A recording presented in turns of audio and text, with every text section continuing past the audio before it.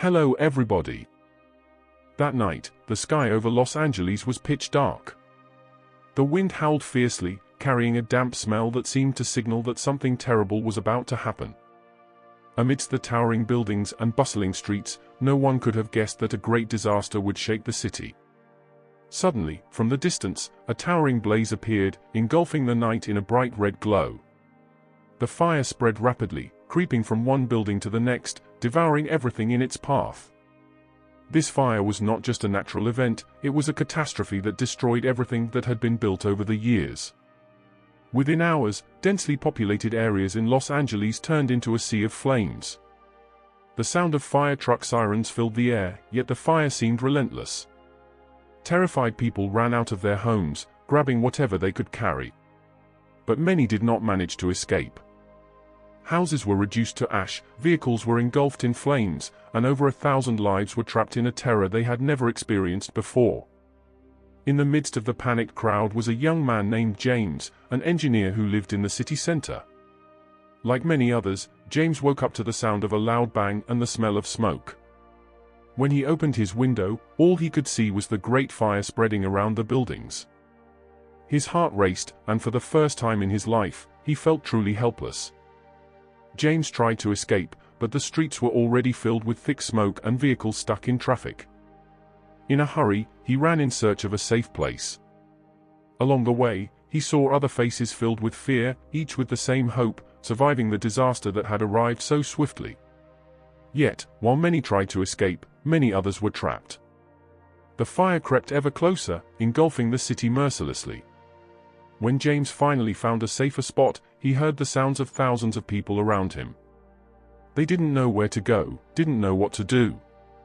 Exhaustion, confusion, and fear were reflected in their faces.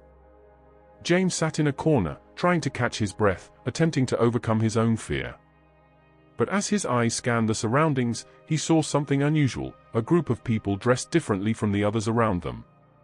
They weren't panicked, they weren't afraid. In fact, they seemed calm. They were a group of Muslim volunteers who had arrived amidst the chaos with one goal: to help. James watched them. They did nothing but offer water, medicine, and aid to those in need. There were no harsh words or loud commotion, only an extraordinary sense of calm.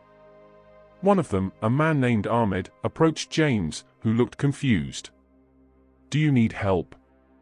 Ahmed asked in a soft, yet confident voice. James nodded, his eyes beginning to well up. It wasn't just the physical help being offered, but there was something else about Ahmed, something that made him feel there was still hope, even though the world around him was burning.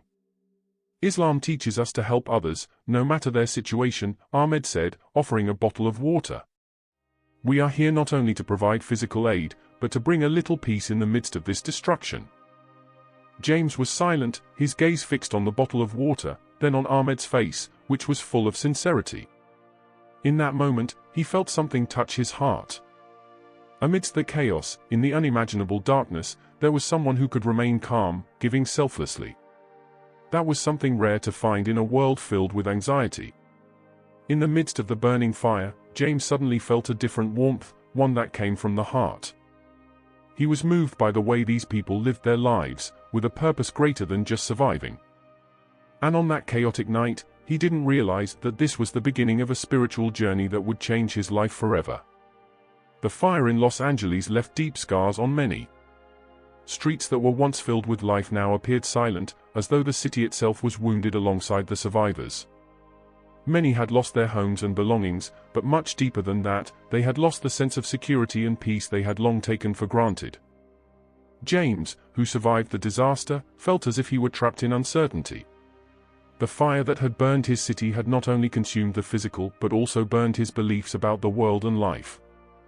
A few days after the fire, James felt trapped in emptiness.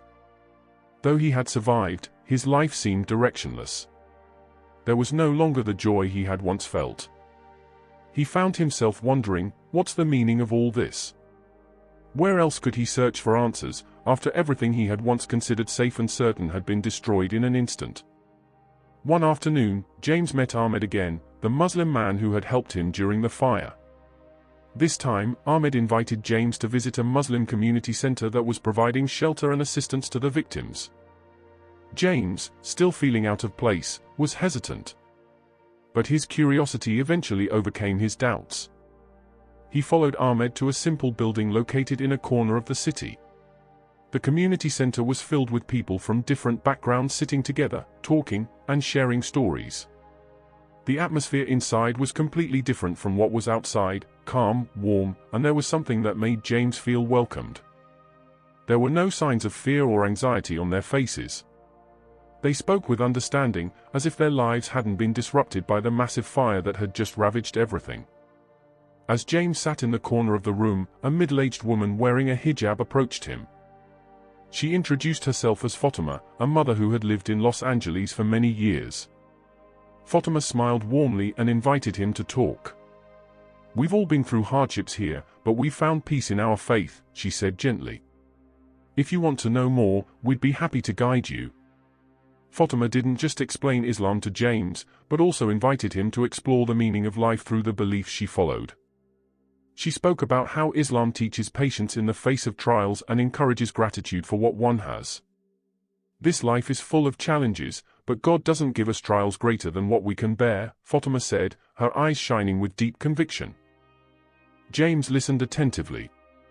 Fatima's words, though simple, felt like an answer to his confusion. Perhaps this was what he had been searching for, something greater than all the destruction around him, something that could provide meaning and peace amidst the darkness.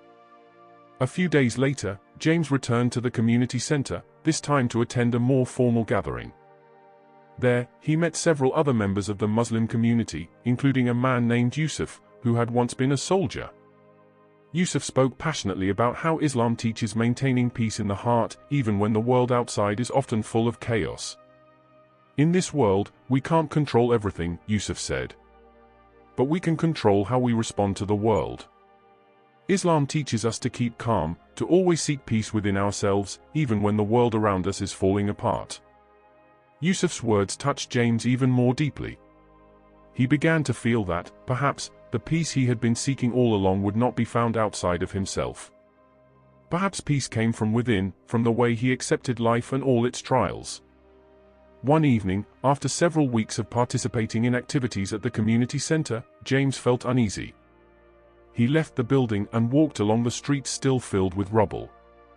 The smell of smoke lingered, and the scent of the fire that had scorched everything still hung in the air. But this time, there was something different within him. The fear that had once dominated him began to fade. He felt calmer, more prepared to face whatever came. In the stillness of that night, James paused at a street corner. He gazed at the sky, faintly visible through the smoke.